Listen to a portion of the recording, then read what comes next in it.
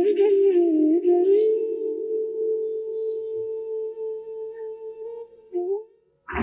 दूध और उस पर कुछ बोलिए ना। दूध से रिलेटेड प्रोडक्ट्स जैसे कुछ लोग बोलते नहीं पीनी चाहिए, जैसे हमारे पुराने लोग तो बोलते थे कि नहीं से ताकत आती है, घर में भैंस रखते थे, सुबह सुबह बड़ा गाय करके रात को अभी हाउस में था कि कितनी हिंसा जानवरों के साथ हो रही है सबके लिए, कि इंसानों तक दही या डेयरी प्रोडक्ट्स, और अभी तो बहुत ज्यादा प्रेशर बढ़ गया प्रोडक्ट्स। आप बताइए। तो नहीं, तो मतलब जीवन से कैसे विदा हो जाए बिल्कुल। अभी मैं कोशिश कर रही हूँ कुछ दिन से छोड़ के कि नहीं, लेकिन कि ऐसा कुछ मतलब कि पूरा डिटेल पता चले तो मन में आए कि हाँ इतना कुछ हो रहा है गलत सिर्फ इसलिए कि हम इनको यूज कर रहे हैं। इससे संबंधित तो खबरें, वीडियो लिंक, ये सब लगातार फाउंडेशन की ओर से आगे जाता ही रहता है। और बहुत बहुत सारी सामग्री इंटरनेट पर भी उपलब्ध है। देखिए, दो तल हैं जिन तलों पर आप समझ सकती हैं और दूध इत्यादि छोड़ने की दिशा में आगे बढ़ सकती हैं। पहला तल है मानवीयता का, करुणा का, और दूसरा तल है वैज्ञानिक तथ्यों का। आप दोनों में से किसी भी तल पर देखें, आपको समझ में आ जाएगा कि ये बात ठीक नहीं है। आप मानवीयता, करुणा को एक तरफ भी रख दें और सिर्फ विज्ञान की दृष्टि से देखें तो भी आपको दिख जाएगा कि ये दूध इत्यादि आपके लिए घातक ही है। और अगर करुणा की दृष्टि से देखेंगी तब तो फिर किसी वैज्ञानिक तथ्य की भी जरूरत नहीं है।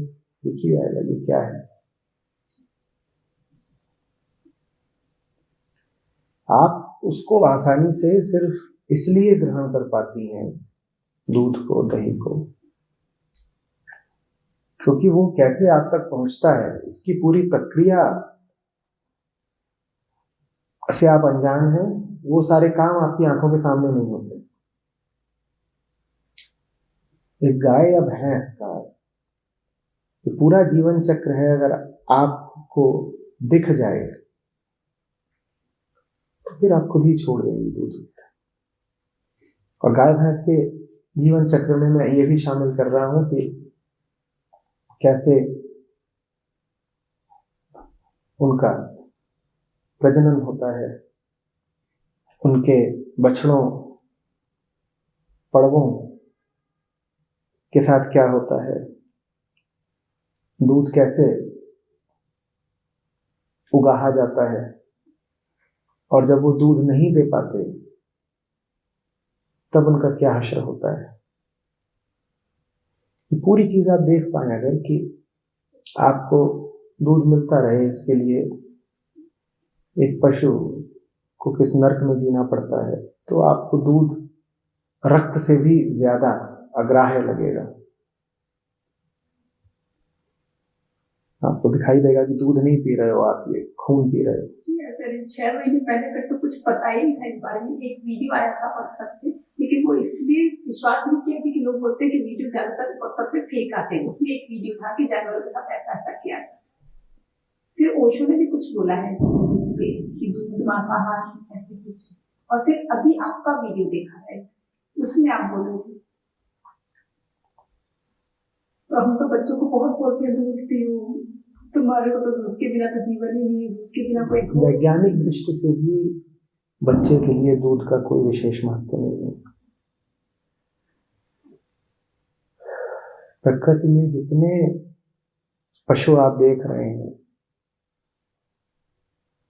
उनमें से कोई भी अपनी मां के अलावा किसी दूसरे का दूध नहीं ग्रहण करता। किसी दूसरे का दूध आपको लाभ देगा ही नहीं, और आपका शरीर निर्मित ही नहीं है बचपन के बाद दूध को ठीक से पचा पाने के लिए। दूध को पचा पाने की क्षमता ही सिर्फ नवजात में होती है, शिशु में होती है। आप दूध कितना भी पीते रहो, आप उसे ठीक से पचा ही नहीं सकते।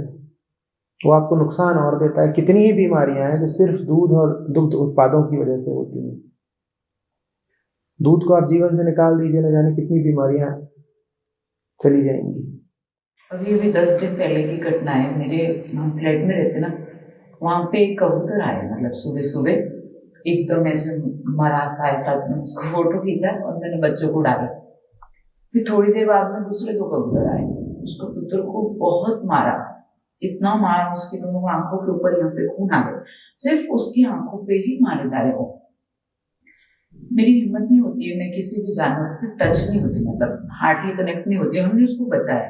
फिर हमारी काम वाली बाई जी आई, हमने उसको कहा कि उसको हटा के या तो तू कहीं ले जा, ये उसको जीने नहीं देगी। अपन अंदर भी रखेंगे तो उसको देख देख के अपन बहुत दुखी होंगे। तो वो बाई जी ले गए। ले जाने के बाद में उसको कहीं रखा, उन्होंने पानी रखा, दाने वगैरह रखे।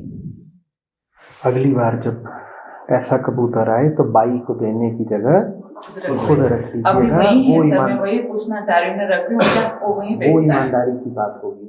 पर उसको पिंजरे में डालना भी मेरा मन नहीं पिंजरे में मानता। डालने को नहीं कह रहा हूँ, वो खुद नहीं चाहता कि आप उसको सारे समय बांध कर रखें। पर अगर वो घायल हालत में आपके पास आ रहा है तो बाई को न दें, खुद जा करके चिकित्सक के पास ले जाएं, थोड़ा रुपया पैसा खर्च करें, उसका उपचार कराएं। आपने बाई को दे दिया, कबूतर बच गया, ये संयोग की बात है, नहीं तो ये तो उसको मार देने का ही इंतजाम था। पर अभी भी सर वो उसके पीछे ही पड़े हैं। आप बात समझिए, वो 2 कबूतर क्या कर रहे हैं ये वो जाने, वो तो पशु पक्षी हैं, आप तो मानव है ना। आपके सामने जब एक घायल पशु आया था तो आपको उसे खुद उठा के चिकित्सक के पास ले जाना था। आइंदा जब आए तो यही करिएगा। भावनाएं किसी काम की नहीं है कि अगर भावना तो बहुत है लेकिन कर्म नहीं है। ऐसी भावनाएं किस काम की जो कर्म में अभिव्यक्त न होती हों। सर आचार्य जी, पहले मेरे 2 पेट रहे हैं, जो भी रहे हैं। अभी बात हो रही है कि आपके सामने एक मजबूर पक्षी पड़ा हुआ है और उसको अस्पताल ले जाने की जगह है, वो घायल भी है, कमजोर भी है, आप उसको किसी बाई इत्यादि को दे देते हो, ये कहीं से उचित नहीं है। अगली बार जब हो तो अपनी ही भावनाओं के साथ न्याय करिएगा। अगर आपकी भावनाएं अच्छी हैं तो फिर तो और जरूरी हो जाता है ना कि उन भावनाओं को क्रियान्वित भी किया जाए। आचार्य जी, इंसान मरे हुए से क्यों डरता है? किससे? जैसे मैं, अगर कोई बिल्ली मर जाए वो मेरा क्या बिगाड़ेगी, फिर मुझे बहुत डर लगता है। तो मैं इस डर को कैसे हमेशा के लिए रखूं? कबूतर मर गया तो मेरी इतनी हिम्मत नहीं है कि उसको उठा के उसकी जगह में रखते।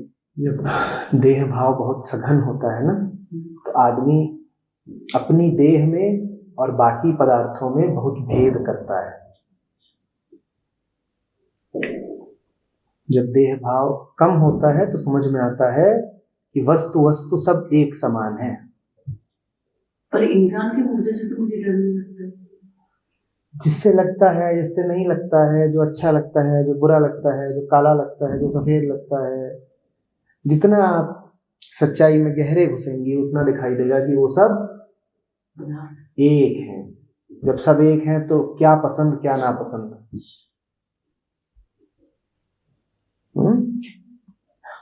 ये बात आध्यात्मिक आदमी बोलेगा या फिर कोई वैज्ञानिक बोलेगा। आध्यात्मिक आदमी से पूछेंगे तो कहेगा सब पंचभूत है, या कहेगा कि सारा पदार्थ मन का प्रक्षेपण है, सब एक है। वैज्ञानिक से पूछेंगे तो कहेगा सब अणु परमाणु हैं और तरंगे हैं और कुछ है ही नहीं। तुमको रूप रंग आकार अलग अलग दिखाई देता है पर वास्तव में सब एक है। अस्तित्व की मूल इकाई एक है। अध्यात्म में गहरे जाइए, भेद दृष्टि समाप्त हो जाएगी।